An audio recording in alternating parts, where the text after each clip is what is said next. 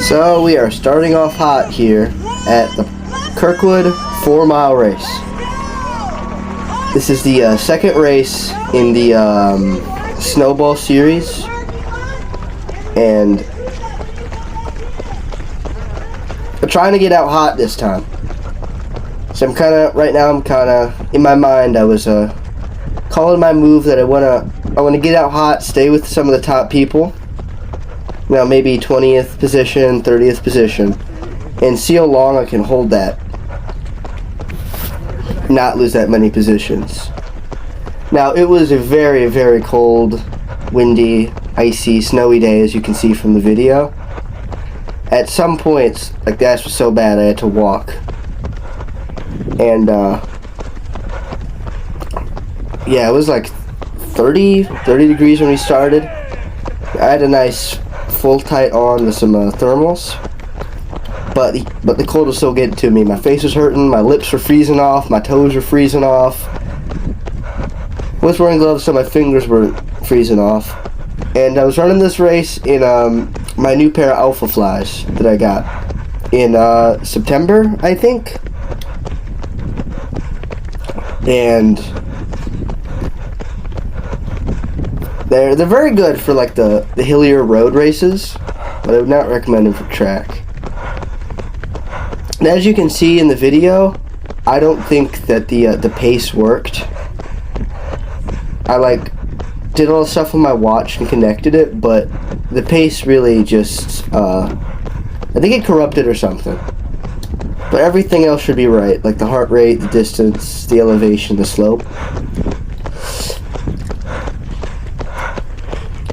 So I'll leave you guys to hear me running for about a mile.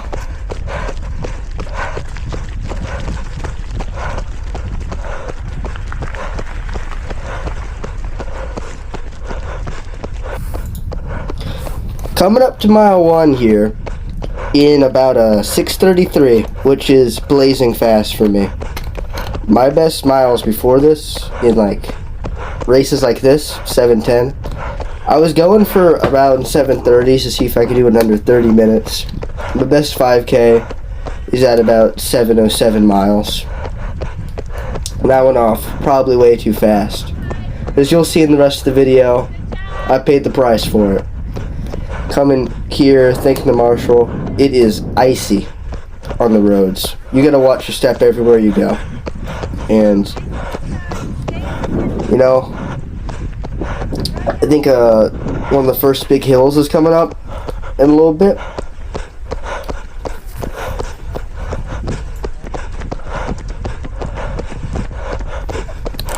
Biggest hill of the race is coming up, the one I was talking about just a couple seconds ago.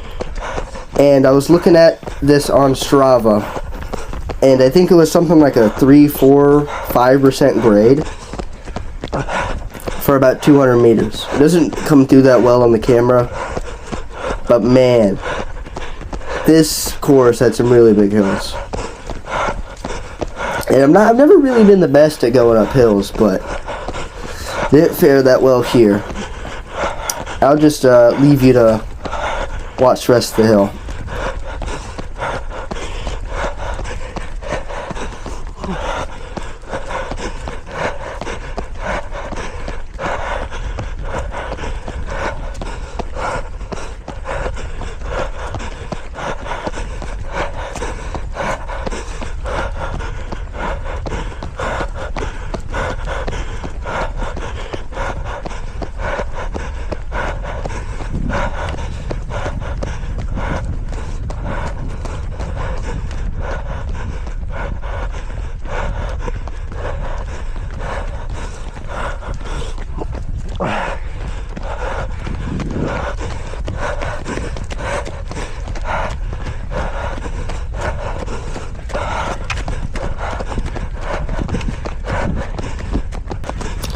So skip forward about 200 meters.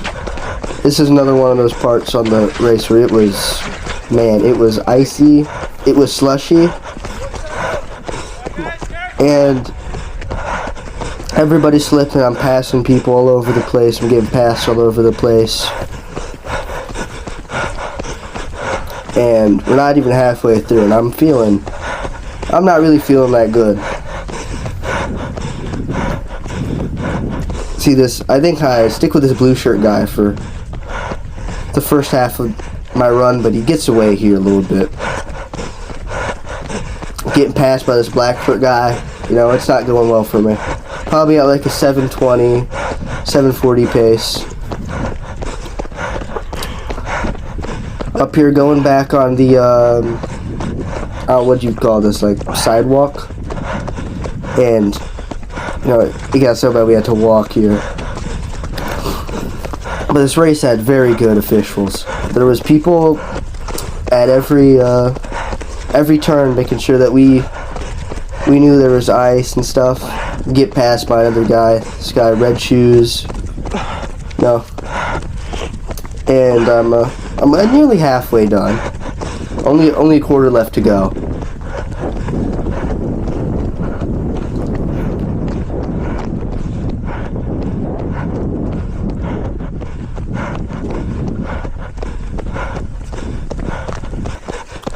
Skipping forward to the about 2 mile split here. I ran this one, and I think, was it 7:10? So I did it a lot slower, but there was the majority of the hills. I think there was like 100 or so feet of altitude gain in that mile. And up another hill. You know, I'm looking down, I'm tired. I look down a lot during this. That doesn't really make for a good video, but I was down. So,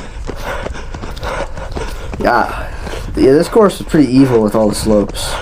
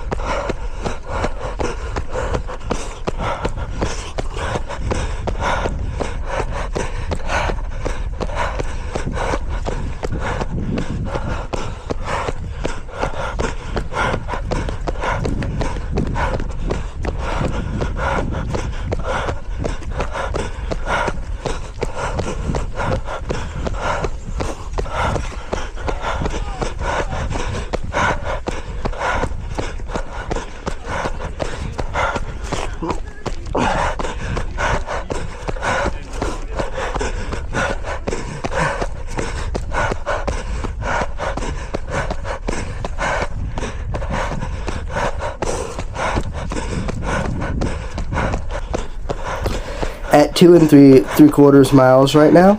I think that's like about exactly 4 kilometers or something. And a lot of the people I was sticking with, man, they're gone. I'm in no man's land at this point. I wasn't really taking this competitively. I wasn't trying all too hard, although I did end up trying pretty hard at the end there, but it was pretty demoralizing knowing nobody was really in front of you. I don't know if there was anybody behind me. I didn't really look back that much. So, yeah, I think we're on a nice downhill right now. Wish I could see what that pace was. It's probably close to like 650 or 640. It's going really fast up the down the downhills and not very good on the uphills.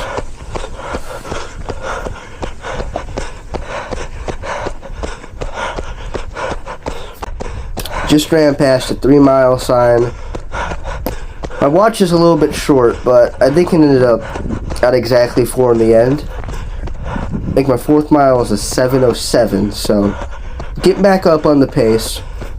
Still a lot slower than my first mile, but a lot better than my second, that's for sure.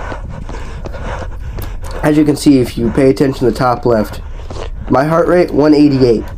That's not that unusual for me. In some races it could get up to 200. But you know, I still have a mile to go. Got to keep that in check. But I don't think it goes much higher than 190. I think I'm kind of maxed out at this point.